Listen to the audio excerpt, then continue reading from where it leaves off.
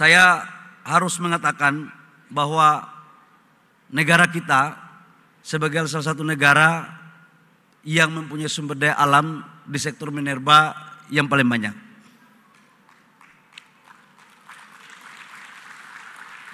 Nikel kita itu terbesar di dunia. Nikel kita terbesar di dunia.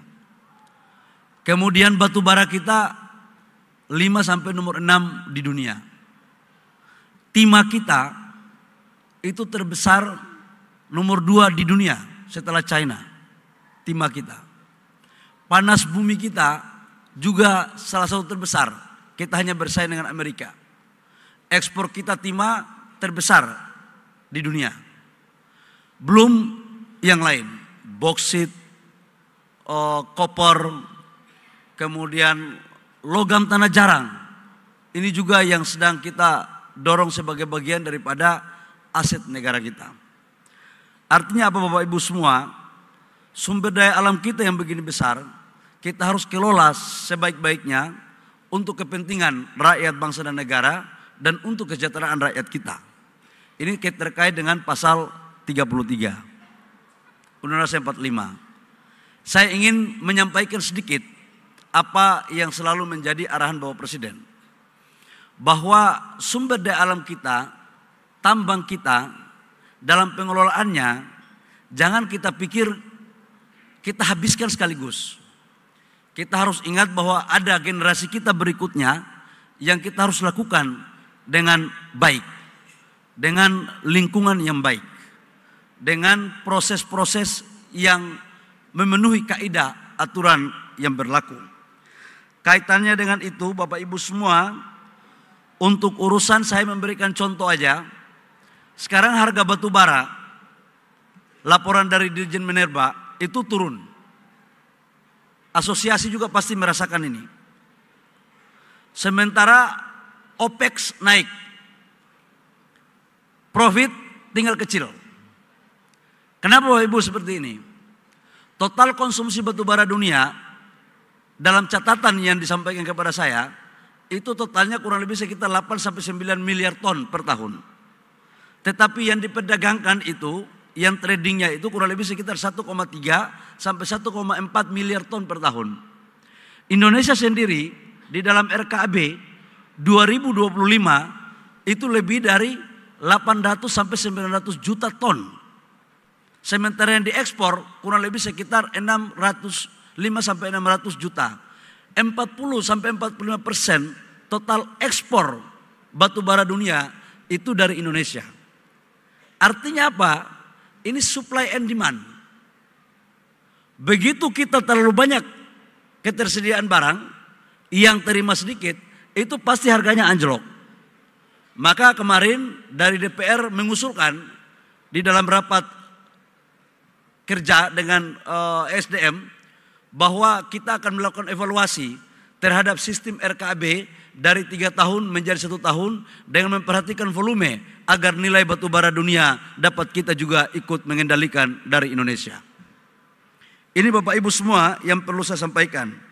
Yang kedua, kita berbicara tentang hilirisasi. Tidak ada dunia sekarang ini, negara di dunia yang mempunyai sumber daya alam banyak, yang kemudian mereka menjadi negara maju tanpa ada hilirisasi dan industrialisasi. Tetapi model seperti ini pasti banyak yang menentang. Saya mengambil satu contoh kecil. Ketika kita pertama menyetop ekspor ore nikel. Nikel ini menjadi salah satu komoditas strategis yang mempunyai nilai bargaining tinggi. Ekspor kita di 2017-2018 dari komoditas nikel itu sekitar 3,3 miliar US dollar. Kita menyetop ore nikel, kita menyetop ekspornya, kita bangun industrinya. 2023, 2024 total ekspor kita dari sektor nikel itu sudah mencapai 35 sampai 40 miliar US dollar. Naiknya 10 kali lipat lebih. Dan ini adalah betul-betul sebagai bentuk kehadiran pemerintah dalam membangun roadmap pengelolaan sumber daya alam kita yang berbasis nilai tambah dan menciptakan lapangan pekerjaan dan pertumbuhan ekonomi daerah. Ini yang terus kita lakukan Bapak Ibu semua. Ini baru dari sektor nikel, ekosistem baterai mobil kita bangun. Kemudian dari sektor tembaga. Dulu kita tidak bisa mengecek, waktu menterinya Pak Jero Wacik, dulu konsentrat Freeport itu kita ekspor mentahnya aja. Kita nggak bisa tahu berapa emas dan tembaga yang ada di situ. Nah sekarang dengan konsep hilirisasi, kita mampu melahirkan smelter yang sekarang sudah dibangun di Freeport, bangun di Gresik, total investasinya 3 miliar US dollar, dan itu adalah pabrik smelter single line pertama terbesar di dunia. Dan itu adalah upaya yang dilakukan oleh pemerintah. Sekarang dari 3 juta konsentrat Freeport itu melahirkan kurang lebih sekitar 50-60 ton emas. Di Aman, tadi saya lihat ada direktur Aman tadi. Aman itu 900.000 konsentrat, hampir 1 juta konsentrat, itu mampu menghasilkan emas 18-20 ton. Dulunya ini nggak ada. Inilah kekayaan kita yang harus kita kelola secara baik, Bapak Ibu semua. Sekarang kita lagi dorong untuk boksit. Kita juga harus membangun hilirisasi. Dan hilirisasi ini adalah kata kunci untuk menciptakan lapangan pekerjaan. Boksit kita, itu kalau di slide, yang hijau, yang biru-biru itu industrinya sudah ada dalam negeri. Yang putih-putihnya itu belum ada. Ini terus kita akan dorong.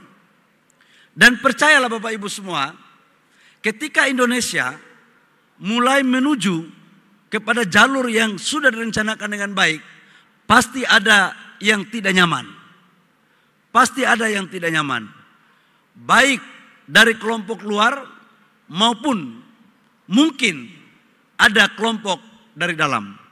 Tetapi untuk menjalankan arahan Bapak Presiden, sekali lagi saya katakan bahwa jangankan selangkah, sejengkal pun saya akan tidak mundur untuk menghadapi hal-hal yang seperti ini.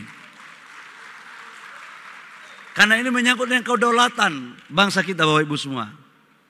Banyak yang datang lobi ke saya agar membuka ekspor, keran ekspor barang mentah. Saya katakan kalau begini terus, apa bedanya kita di zaman VOC dengan sekarang? Dulu zaman VOC itu kan mengambil barang mentah kita, dibawa ke luar, mereka olah di luar, nilai tambahnya di luar, baru dibawa lagi ke dalam negeri ke kita. Kita ini sekolah sampai udah nggak tahu lagi sampai di mana gitu. Masa cara-cara lama mau dipakai lagi untuk sekarang? Saya katakan bahwa stop, kita harus masuk lembaran baru untuk kebaikan rakyat, bangsa dan negara.